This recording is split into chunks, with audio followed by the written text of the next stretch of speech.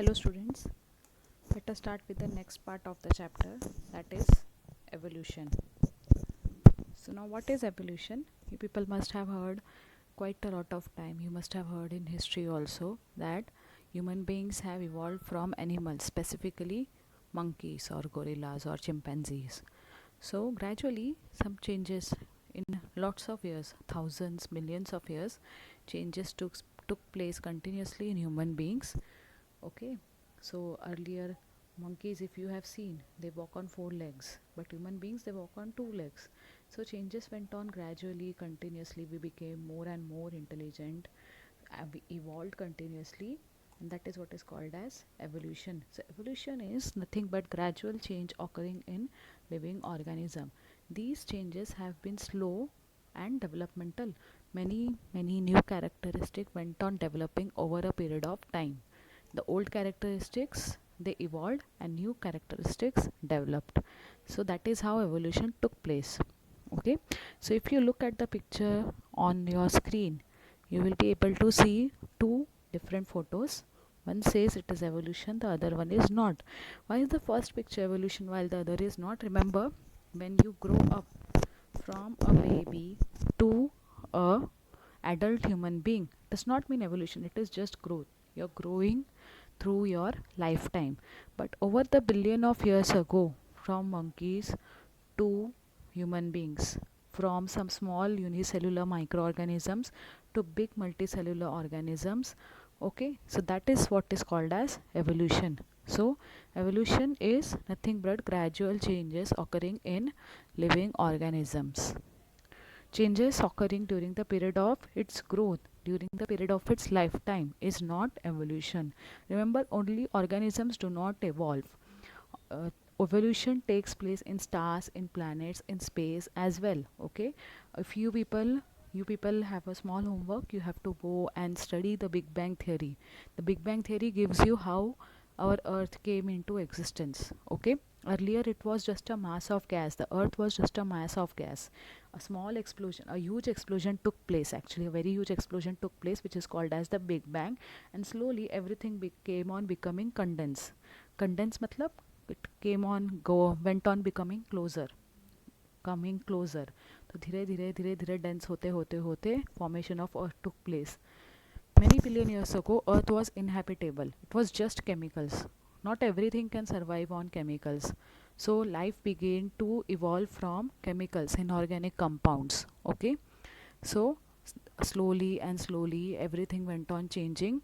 Compounds formed, organic substances formed. Organic means what human beings are made up of: carbohydrate, proteins, nucleic acids such as DNA, RNA, everything came into existence. Then first type of unicellular organisms were formed. The first organism that was found in ocean is called as protoplasm. So slowly and steadily unicellular organisms formed, and these organisms went on increasing in growth. Okay, so the organisms went on increasing their number. एक organism से millions of organisms came into existence. Slowly as years went by, some changes occurred in those cells. Okay, according to the principle of natural selection. We will study natural selection in detail in the later part of the chapter. So some changes went on taking place in those cells due to principle of natural selection.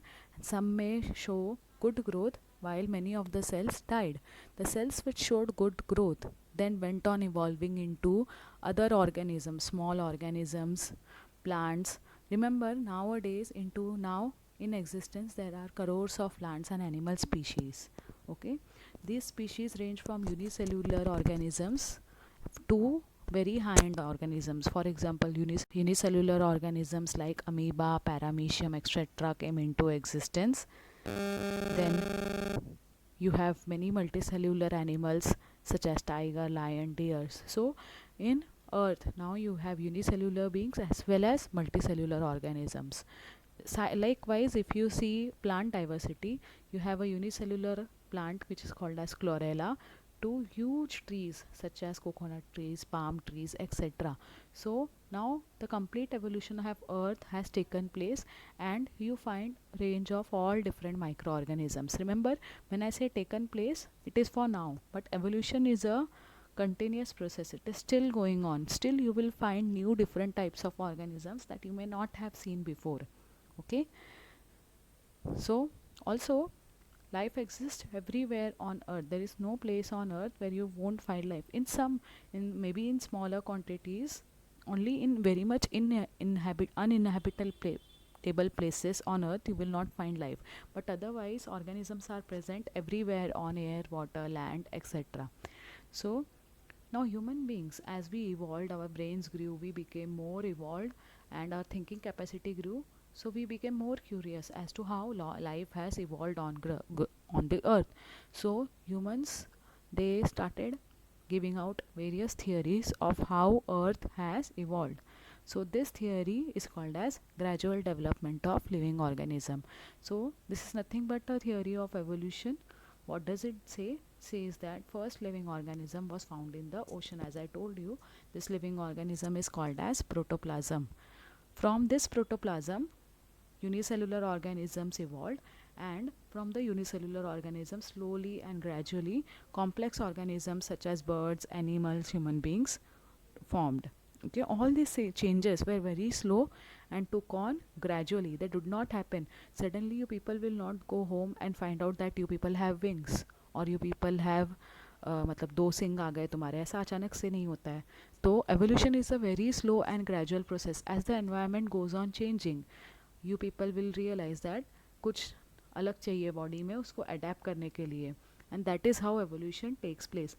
So duration of all these changes is almost 300 crore years ago. Every evolution just does not mean कि एक ही तरीके का होता है. Everything will evolve. Your body system, organ system, everything will go on evolving.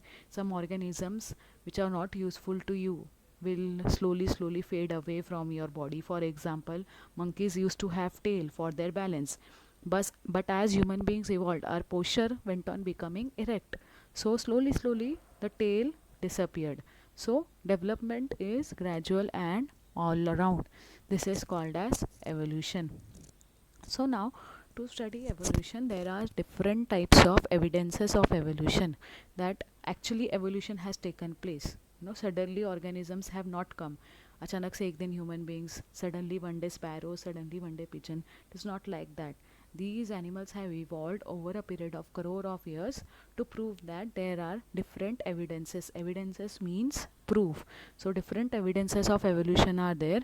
Mainly there are 6 types that you see on the screen: anatomical, morphological, paleontological, connecting links, vestigial, embryological, etc. All these are very important. In exam you may be asked in flowchart format evidences of evolution, and even the content is important. So let's see each one of them in detail. Okay, so these are all proofs that support the theories of evolution. The first type is anatomical. In your textbook it is morphological, but in my slide it is anatomical. So we will first go through anatomical. Now if you see on the picture that is there on the slide, if you see here, it is giving structure of bones: human hand, foreleg of ox, patagium of bat. What do you mean by patagium? Wings of bat. Okay, the shape is like that, the bone shape is like that. It is called as patagium of bat. So patagium of bat and flipper of whales. So these are 4 structure of bone. What do you mean by anatomy? Anatomy is study of structure of body parts, inside organs as well as bones, everything. Okay, branch of biology concerned with study of structure of organisms and their parts, everything inside as well as outside the body is called as anatomy. Now if you see here, there is no actual similarity in the structure. Okay, all the structures, human hand, foreleg, patagium, everything is different. The only similarity that you will find is similarity in the joints. जो एक दूसरे से joint हुआ है, that is quite similar. This you will see in all living organisms. Their joints are similar. जो bone join हुए वो एक जैसे है, and this similarity indicates that all animals have common ancestors. Ancestors means those lived long before us. So this similarity indicates that these animals have common ancestors. So anatomy is the branch of biology that studies the structure of organisms and their parts, inside parts and bones. That is called as anatomy. The next is morphological evidence. Morphology is the branch of biology that deals with their features, outside features, how the organism looks from outside, external appearance of the organism. For example, the shape of nose, hair, etc. is called as morphology. If you see in the picture here, the position of nose in all the three organisms, that is the sheep, fox and the dog, all the three animals is the same position of nose. Likewise, position of eyes, position of ears is the same. So this position indicates that these animal might have some common ancestors. Okay, now next, if you see the fruits, okay, even if you see in the fruits the leaves are of the same color, it is colored green. Okay, so that also shows that they have evolved from common ancestors. Remember, evidences of evolution are not only applicable to animals, they are applicable to plants as well. It is for both of the organisms. So look at the example. Similarities like structure of mouth, position of eyes, structure of nostrils, ear pinna, thickly distributed hair are seen in animals. Now remember, quantity of hair, okay, ear कैसा रहता है. अभी if you see in the dog, it is droopy, everything. So that may differ, but position wise it is quite similar, shape wise it is quite similar. So that shows that these animals have evolved from a common ancestor. So morphology is study of external features of an organism. Now, before going to the next type of evidence, I want you to think whether all parts of your body are useful to you or not. For example, is hair useful to you? I don't think so. It is not a necessary part of the body. If it is not there, it does not matter much. Likewise, appendix. Is appendix useful to you? No. Appendix is present in the digestive tract. So appendix is not useful. It does not help in anything. Likewise, your nails, okay, your ear pinna. Ear, last year people have studied the function of ear. The conical structure just receives, but the ear pinna outside does not help in anything. Wisdom tooth, जो एकदम corner के दांत होते हैं, that is called as wisdom tooth, अक्कल दाढ़. Okay, what do you chew food with your wisdom tooth? No. So these are all useless to you. It is of no use to you. So that is what is our next type of evidence, which is called as vestigial organs. So degenerated, underdeveloped, useless organs of organism are called as vestigial organs. Remember, all these organisms were earlier useful to human beings. ठीक है, पहले पहले evolution के start में all these organisms were useful, but as the environment changed, the organs also underwent few changes. Okay, as the environment went on changing, the organs underwent a few changes which were gradual, not sudden. All of a sudden, no change will take place in evolution. All these changes are slow and gradual. So some changes went on taking place. So a specific structure in your body which was useful earlier has now become degenerated and useless. So this is called as vestigial organs. Vestigial organs does not mean suddenly some structure has come up which is useless. No, there are structures that were present from beginning of time, but slowly and gradually as the environment went on changing, the structure was of no use, it became degenerated, or it did not develop only later on. So that is called as vestigial organ. The definition is very important. Okay, so remember, ये जो structure होता है ये धीरे धीरे degenerate हो जाता है, does not develop into anything. But for the structure to completely disappear, it takes thousands crores of years. For example, the tail in human body, it went away over a course of time. So even that period is thousands of years. So suddenly अभी wisdom tooth या appendix आपके काम का नहीं है, लेकिन वो अचानक से नहीं चला जाएगा, उसको जाने में भी अभी बहुत सारे साल लगेंगे. So it takes thousands of years for such a structure to disappear. Now remember, if these organs are non-functional in human body, it does not mean it will be non-functional in bodies of other animals as well. For example, appendix is useless to human beings. Appendicitis होता है ना? किसी को appendix का problem हो गया, appendix rupture हो गया, इन्फेक्शन हुआ, तो you go to the hospital and they cut the appendix out because it does not carry out any function in the human body. But in ruminants, what do you mean by ruminants? Ruminants are those animals जो काऊ buffalo होते हैं ना, वो चारा खाते हैं, उसको पेट में रखते हैं, फिर then they sit down in a shady place and then they chew the food again. So that type of animal is called as ruminants. Most common example are cows and buffaloes. They will take up the grass, eat the grass, then they will go sit at some convenient place, bring it back again and eat it. Such organisms are ruminants. So appendix is not useful to human beings, but it is useful to ruminants. Now next, muscles of ear pinna. As I told you, ear pinna, the conical shape of your ear, that is not of much of any use to human beings. Some people can move it, लेकिन उससे कोई ज़्यादा फर्क नहीं पड़ता है. So it is useful to us, useless to us, but it is useful in monkeys for movement. Next, vestigial organs like tailbone. I told you monkeys say we have evolved. Slowly and gradually our tail disappeared, but we still do have a tailbone. Okay एक tailbone रहता ही है, लेकिन वो tailbone अपने किसी काम का नहीं है.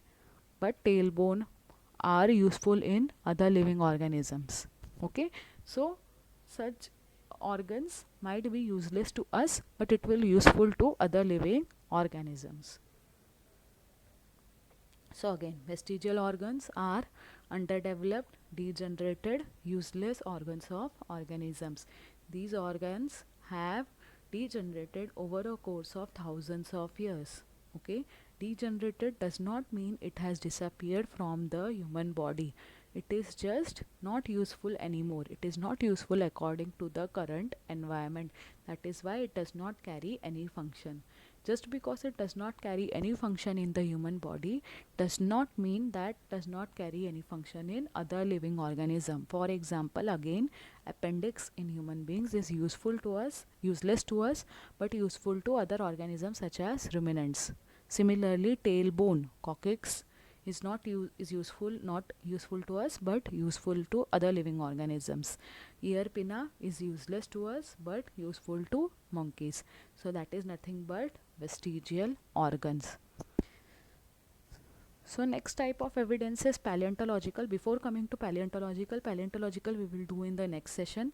We will first do connecting links because paleontological is a huge part of the chapter. It will take time. So we will first do connecting links. Okay. In later part of your textbook, you will study animal classification. Animals are classified into different groups. So there are some living organisms that will show characters between two different groups. Such type of animals are called as connecting links. ठीक है, दो अलग अलग group में characters similar होते हैं and such type of animals are called as connecting links. First example in your textbook is duck-billed platypus. Now, duck-billed platypus is an animal that lays eggs like reptiles, but it has mammary gland and hairs like mammals. So, it shows characters of both reptile as well as mammal. That is why it is a connecting link. Shows the course of evolution कि दोनों तरह से evolve हुआ है. So, it lays eggs like reptiles but has mammary glands and hairs like mammals.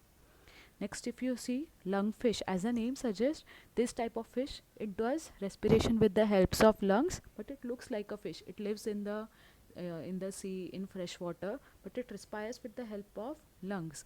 All the other fishes, how do they respire? They respire with the help of gills, fins, etc. But lungfish respires with the help of lungs.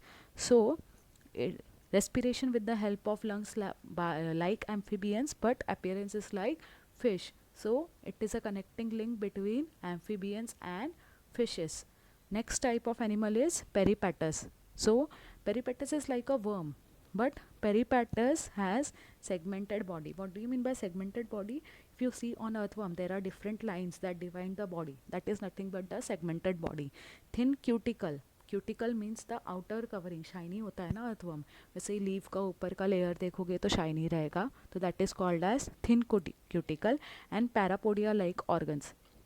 If you see on the diagram, से छोटे छोटे line वाले structures है throughout the body, that is called as parapodia. Such small organisms, they do not have legs, they just have small projections which is called as parapodia, that helps in movement. So it has segmented body, thin cuticle, parapodia like Annelida. Example, Annelida is a group of animal kingdom. So earthworm वगैरह जो भी worms है, they belong to the group Annelida. So peripatus shows segmented body, thin cuticle, parapodia like Annelida, but it shows tracheal respiration through trachea. If you guys remember, respiratory system का parts, lungs, trachea, bronchi, etc. So tracheal respiration and open circulatory system like arthropoda. What do you mean by open circulatory system? For example, if you look at human beings में you have heart, blood vessels. ठीक है, तुम्हारा blood जो है वो blood vessels के अंदर flow होता है, does not flow directly throughout the body. So we have closed circulatory system, but in very small organisms such as cockroach, earthworm, etc. इतनी बड़ी बॉडी नहीं है तो उनको पंपिंग की ज़रूरत नहीं पड़ती और उनका ब्लड मिक्स हो गया तो भी ज़्यादा फ़र्क नहीं पड़ता है. So that is why they have close circulatory system. There blood is enclosed, not enclosed, it is directly there in the body. So tracheal respiration and open circulatory system like arthropods. What do you mean by arthropods? Arthropods are organisms, कीड़े, cockroaches and all, they belong to arthropoda. You need not remember what do you mean by Annelida and arthropoda now, because that will come in the later part of your textbook in the chapter 6, and that we will study in detail. For now you just remember the important meanings of segmented body, thin cuticle, parapodia, tracheal respiration and open circulatory system. So connecting link means link between two different group of organism. Mammals, amphibians, everything is quite different. Okay, amphibians, fishes, they are all different group of organism. Amphibians are organisms that stay on land as well as water, but fishes, they live only in water. So connecting link means organisms will show character between two different group, that is called as connecting link. Okay, so the four evidences of evolution that we have studied till now is, once again we will go back: anatomical, morphological, connecting link and vestigial organs. We will do the next two in the next session. Okay, by the time you can revise.